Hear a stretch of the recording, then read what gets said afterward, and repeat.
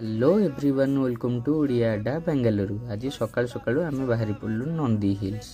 तो नंदी हिल्स जावा बाटर आम बाटर प्राकृतिक सौंदर्य उपभोग करी फाइनाली आसिक गोटे जगार पहुँची गलु जोटि आमको खाइबा मिलला मैगी। मैगी खाई समस्ते एंजॉय कले। और मैगीर प्राइस जो भाया थिला ताकू देखी मो भाईर मुंड गोल। तापर पुणी किछि बाट कलापर आम जाइकी पहुँची गलु आमर नंदी हिल्स रे। तो नंदी हिल्स रे जाइकी पहुँचला परे आमे चली चली ऊपर को गलु। ऊपर को जाइकी आमे देखा ट्राए कलु आमर जो सनराइज। जो सनराइज जगार समस्ते भिड़ जमाई बट देखा मिलला मांकड़ महाशयकर दर्शन। तो पुणी से किसी बाट चली चली गला पर गोटे जगार डिस्कवर कलु गोटे बड़ केव भितर को जाइकी देखु। तो ओहो कि सुंदर दृश्य देखु आपण मैंने।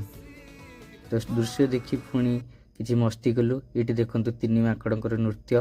तो पुणी आग को जाई पहुँची गलु। देखिलु टिके खरा आसला परे दूर दूर को देखिलु पहाड़ बहुत सुंदर देखा और देखु ये ब्यूटीफुल भ्यूटा केमती लगुच आपण मानकू।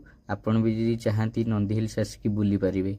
तो नंदी हिल्स तो बुला आमर ऑलमोस्ट सरीगला। तो एबे आमे बाहरी पड़लु जीवाकू घर को।